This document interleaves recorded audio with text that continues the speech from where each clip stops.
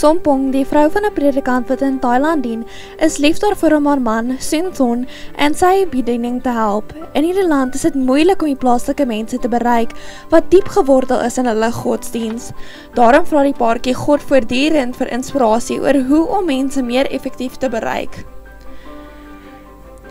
Eendag, terwyl Sompong en haar man na die radio geluister het sy 'n idee gekry. In plaas daarvan om net na die radio te luister, hoekom skep ons nie ons eie program nie, het sy gevra. Leraar Sunthorn het van die idee gehou. Hulle het met baie beperkte toerusting en fondse begin en 'n radio-uitsending begin wat die plaaslike gebied bereik het. Sompong en haar man het vanuit 'n dorpie uitgesaai, maar het toe nuwe uitdagings in die gesig gestaar by hulle radiostasie. Soms gaan die krag af terwyl ons op die lug is of die internet word vertraag. Tipiese probleme hier in die dorpie. Terwyl ons praat, sien kykers dalk net 'n gefriesde skerm. Hulle bel dikwels om te hoor of alles by ons nog reg is. Hulle inspirerende bediening het die aandag van die globale sendingsentrum vir Adventiste Boeddhistiese verhoudings in die stad van Ibon, Thailand, getrek. Ons het uitgevind dat sy deur baie mense, haar luisteraars, geliefd was. Daarom het ons haar toerusting opgegradeer.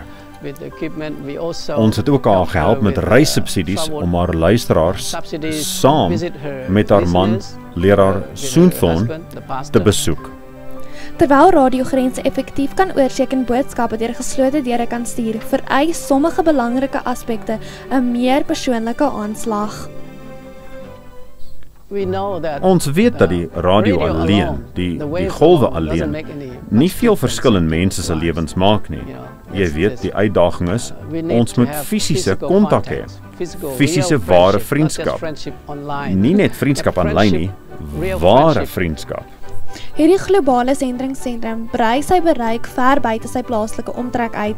Deur samewerking met Sompong en haar man, saai hulle 'n klein radiostasie nou uit binne 'n 100 km radius. Sompong bid vir luisteraars, beantwoord hulle vrae oor die Bybel en aanvaar hulle uitnodigings om hulle huise te besoek waar sy in hulle behoeftes voorsien. Daar is hier die ou dame wat omtrent 50 km weg woon. Sy luister nou al 2 jaar en sy het ons gebel en gesê sy wil hemel toe gaan. As gevolg van hierdie program gee ons baie Bybelstudies. Ons het reeds 2 of 3 groepe wat gereeld aanbid. So nou bring ons die 3, want hulle is nie baie ver van mekaar af nie, by mekaar. Ons bring hulle na een plek en hulle kan 'n kerk begin en baie luisteraars is gedoop.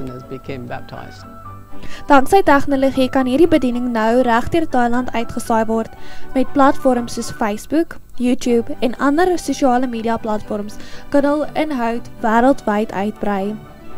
Selfs tot in die Verenigde State waar hulle reeds luisteraars het. Bid asseblief dat hierdie radioprogram soveel boeddhiste as moontlik met God se boodskap sal bereik. Dankie vir u vrygewige ondersteuning van globale sending en projekte soos hierdie.